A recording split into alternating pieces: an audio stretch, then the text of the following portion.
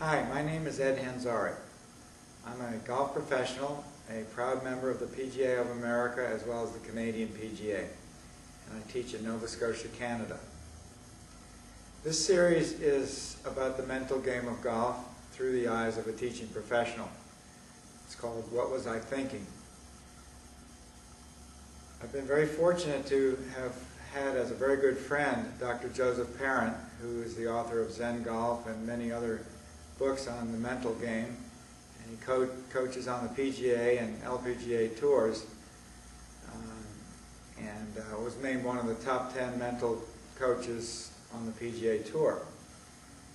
And through our work together, I realized that taking the mind out of the golf swing is like taking the wet out of water. It really can't be done.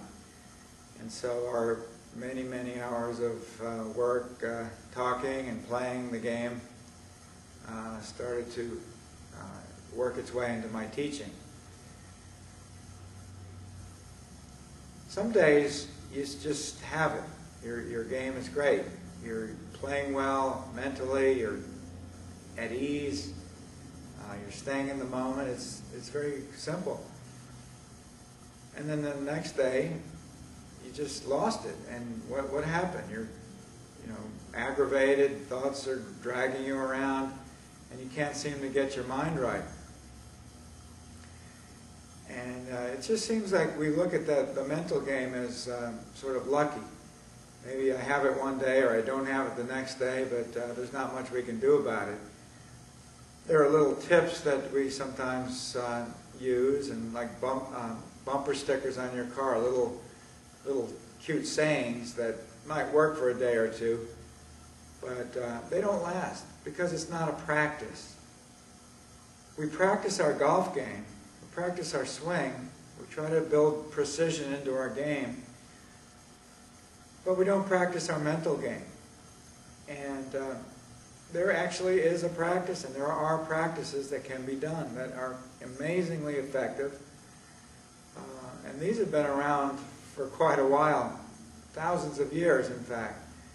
But I think it's due time that we start using this precious information to improve our golf and our life. The bottom line of the mental game is to be able to stay in the moment and notice and be mindful of what's happening in the present moment. Not to be in the past or the future or somewhere else or some when else. And not to be running away from emotions that come up, fear, whatever it is, overconfidence. To look it in the face, smile at it, and get to know it. So basically, our minds are like wild horses sometimes. They're not tame. Our mind runs all over the place, distracted, just fuzzy in the past and the future. Like I said, there are many ways that we could mess up on the golf course, but they all sort of boil down to escaping the present. So to me, it's a lot like if you throw a party and you're the host and you greet people as they walk in the door. Put your coat over there, the booze is over there, the band is back there, and each guest is greeted, how do you do, and sent on their way. You can talk to them in depth later. But if one guest sort of grabs your attention as they walk in the door, and you get passionate to talk to this person, or maybe angry with them, and you have something that you want to talk about, or something like that, you might take this guest to the side and animatedly be talking to this guest. Meanwhile, 6 people walk in the door. They don't know where to put their coats. They pile up somewhere, and it gets confusing. Well, it's the same thing with your mind, with your thoughts and your emotions. They're going to come through your mind, and if you can sort of just notice, let them pass, and go on, and the next one will come. They're continually coming, but being able to notice them and greet them and not hang out with anyone too long, and that's a strong mental game if you can cultivate that practice. It's like a train. A train takes you away. It's a train of thoughts. One thought is not a problem because it doesn't last very long. It comes and goes, and there's a gap. Then there's a space in between the thoughts. That space is where you want to play your best golf. The space in between the thoughts. But if one thought links like a train to another thought, and all of a sudden you have a storyline, well, that train has taken you out of the building and into the next state or next province. So this exercise of taming the mind is the first of 2 or 3. The second one is training the mind, but first you have to tame it.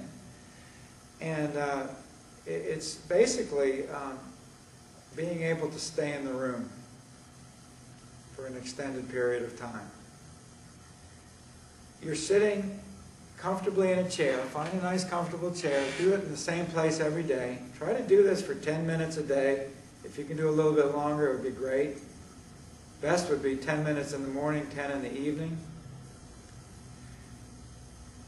Sit up straight so that you can breathe properly and your spine is nice and straight, just like good posture in golf. And keep your eyes open. You can rest them on the floor, maybe where a 5-iron would be placed, the distance away. Don't stare at the ground. Just soft gaze, gentle gaze.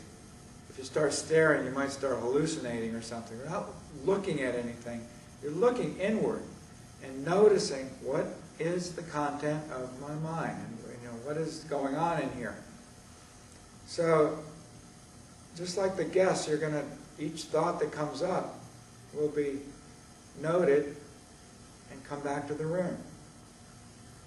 I guarantee if you do this long enough, I know this to be true, you will leave the room. You'll be thinking about what's for dinner.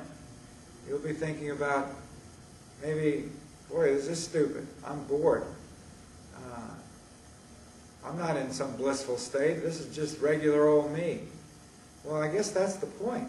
To be regular old you in the moment, on the golf course, when the time comes to hit the shot. So the exercise is just staying in the room and noticing when you're not in the room.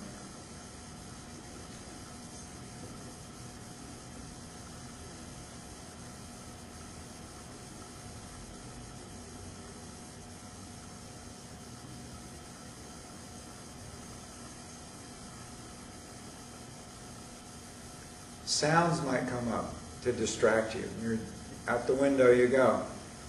Notice that and come back. The point is to extend the gap between the thoughts and not link them together.